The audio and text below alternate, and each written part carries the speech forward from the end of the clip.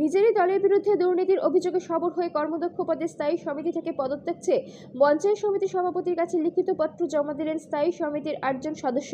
মঙ্গলবার তৃণমূল কংগ্রেস পরিচালিত হুগলির খানাকুল 1 নম্বর পঞ্চায়েত সমিতি বিদ্যুৎ ও জনস্বাস্থ্য কর্মদক্ষ শেখ জামির আলী ও শেখ নাজিম উদ্দিনের বিরুদ্ধে অসহযোগিতার ও দুর্নীতির অভিযোগ তুলে উক্ত দুই দপ্তরের স্থায়ী সমিতি থেকে পদত্যাগ পত্র চেয়ে লিখিত পত্র জমা দিলেন খানাকুল 1 নম্বর পঞ্চায়েত সমিতির সভাপতির কাছে। এই দিন এই দুই কর্মদক্ষের বিরুদ্ধে স্থায়ী সমিতির সদস্যরা জানান, এই পদে বহাল দুই কর্মদক্ষই তাদের কোনো প্রাধান্য দেয়নি, কোনো কাজের কথা জানাননি। এছাড়াও খানাকুল 1 নম্বর পঞ্চায়েত সমিতির পূর্ত কর্মদক্ষ তথা তৃণমূল নেতা নইমুল হকের কথা মতোই এরা দীর্ঘদিন ধরে এই স্থায়ী সমিতির সদস্যদের বঞ্চিত রেখেছিলেন। এই কারণেই আজ খানাকুল 1 নম্বর পঞ্চায়েত সমিতির সভাপতির কাছে পদত্যাগপত্র জমা দেন তারা। অন্যদিকে খানাকুল 1 নম্বর পঞ্চায়েত সমিতির সভাপতি জানান, প্রশাসনিক আরও ভালোভাবে কাজ করার জন্য তৃণমূল কংগ্রেসের গোষ্ঠীদ্বন্দ্বকে কাটিয়ে এই সিদ্ধান্ত যারা নিয়েছেন তাদের সাধুবাদ জানাই। অন্যদিকে যার বিরুদ্ধে এত অভিযোগ সেই নইমুল হক জানান, নিজেদের দোষ ঢাকতে তারা এসব করে বেড়াচ্ছে, অবশ্যই দল সঠিক সিদ্ধান্ত নেবে। এই বিষয় নিয়ে কটাক্ষ করতে ছাড়েনি বিজেপি। এই বিষয়ে কে কি বললেন বিস্তারিত দেখুন। 24 আওয়ার্স আরামবাগের রিপোর্ট। খানাকুল 1 নম্বরের পঞ্চায়েত সমিতির মেম্বার। বিগত 5 বছর এর আগেও পঞ্চায়েত সমিতির মেম্বার ছিলাম, কিন্তু সেইভাবে কোনো গুরুত্ব আমাকে দেওয়া হয়নি।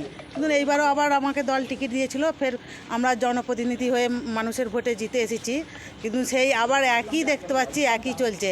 আমি একটা স্থায়ী সমিতিতে রয়েছি, কিন্তু কোনো মিটিংয়েই এখনো পর্যন্ত কোনো মিটিংয়ে আমাদেরকে ডাকা হয়নি। আমি বিদ্যুৎ স্থায়ী সমিতিতে ছিলাম, কিন্তু কোনো মিটিংয়ে এখনও ডাকা হয়নি। বাকি কোনো কিছু জানতেই পাচ্ছি না যেখানে আমার কি চলছে, কি হচ্ছে। এর আগে 5 বছর একই ছিল, হয়েছে, আমরা কোনো কিছুই জানতে পারছিলাম না। হ্যাঁ, সেই ক্ষোভেই আগে বলতে পারেন যে পদত্যাগটা করলাম। 5 বছর থেকে যদি কিছু কাজ করতে পারলাম না, আবার আর থেকেই কি করব, সেই হিসাবে পদত্যাগ করে দিলাম। আপনার নাম? মমতা গুছাই। দেখুন, আপনারা কোত্থেকে খবরটা পেয়েছেন আমি ঠিক জানি না এই মুহূর্তে।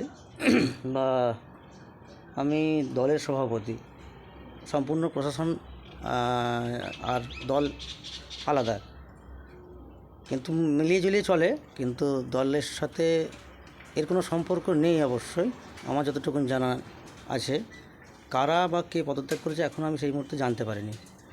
যদি কেউ পদত্যাগ করে থাকে আমি নিশ্চয়ই অবিলম্বে দলকে জানাবো, বা কেন করলো তারা, এটা আমাকে জানতে হবে তাদের কাছ থেকে।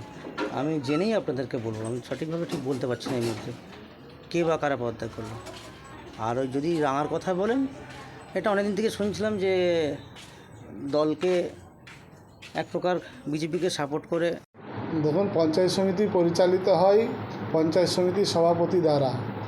যদি কিছু পঞ্চায়েত সমিতিতে অনিয়ম হয়ে থাকে, তার দায়ভার পঞ্চায়েত সমিতির সভাপতিকেই নিতে হয়। কারণ দীর্ঘ 5 মাস হয়ে গেছে, 5 মাস আগে আমি সহসভাপতির পদত্যাগ করেছি দলের নির্দেশ মেনে। তো নিশ্চিতভাবে কাজ, ডেভেলপমেন্ট, সমস্ত কিছুর দায়িত্বভারটা কিন্তু সভাপতির। সভাপতি যদি বাড়িতে বসে বসে ঘুমায়, তার দায়ভার নিশ্চিতভাবে কেউ নেবে না। আর যাদের দ্বারা প্ররোচিত হয়ে মেম্বাররা পদত্যাগ করেছেন, একজন হচ্ছেন সোনা চুরি করে বাঁচার জন্যে দল করতে এসেছেন, আর একজন দিনরাত মদ খেয়ে পড়ে থাকেন। এখন আপনি জান দেবেন মদ খেয়ে পড়ে রয়েছে, সে নিজের অঞ্চলে প্রধানকে আসতে দেয় না, সই করতে দেয় না। সে কাকে দুর্নীতির কথা বলছে?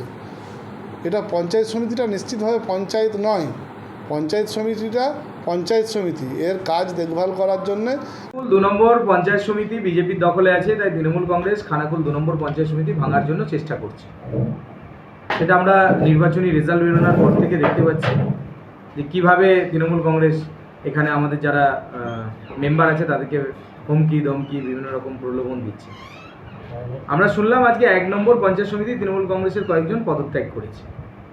তৃণমূল কংগ্রেস নিজেদের ঘর বাঁচাতে পারছে না, ঘর গুছাতে পারছে না, আর বিজেপি কার্যকর্তাদের উপরে অত্যাচার করছে। তৃণমূলকে বলবো, ভাই আগে নিজেদের দিকে দেখো, তোমাদের দিকে মানুষ নাই, মানুষ সরে গেছে তৃণমূল কংগ্রেস থেকে। লোকসভা ভোটে বেশ কিছু জায়গায় ছাপ্পা রিগিং করে তৃণমূল কংগ্রেস জিতেছে ঠিকই, কিন্তু জনগণ, খানাকুলের জনগণ তৃণমূলের সাথে নেই। স্বাস্থ্য আর বিদ্যুৎ দুটো দপ্তরে 4জন 8জন করে পদত্যাগ করেছেন। তার কারণ হচ্ছে যে ওরা স্থায়ী সমিতির মেম্বার ছিলেন, কিন্তু ওনাদেরকে কখনোই ডাকা হতো না বা মানে কোনো রকম কোনোভাবে ওদেরকে জানানোই হতো না কি মিটিং আছে কি আছে না আছে, ওদের জানানো হতো না। তারপরে ওরা কোনোভাবে কোনো হেল্প পেত না, ওই জন্যই ওরা মানে রাগে পদত্যাগ করেছে। এই যারা পদত্যাগ করলেন তারা তো শাসক দলের হয়েই তো লড়েছিলেন। হ্যাঁ, নিশ্চয়ই। যাদের বিরুদ্ধে এই পদত্যাগ করছেন বা এই অভিযোগ করছেন তারাও তো শাসক দলের। হ্যাঁ, এই দলের মধ্যে কোথাও একটা যেন দ্বন্দ্ব বাড়ছে না? দ্বন্দ্ব তো দেখুন থাকবে, দ্বন্দ্ব কি মিটে যাবে? দ্বন্দ্ব থাকবে, তারই মধ্যে থেকেই এটা আমরা সিদ্ধান্ত নিয়েছি যে এটা যদি করা হয় তাহলে বোর্ডটা ভেঙে দেওয়া দিয়ে যদি আবার মানে নতুন করে করা হয় তাহলে হয়তো ব্লকের মধ্যে একটা ভালো সিস্টেমে কাজ হবে।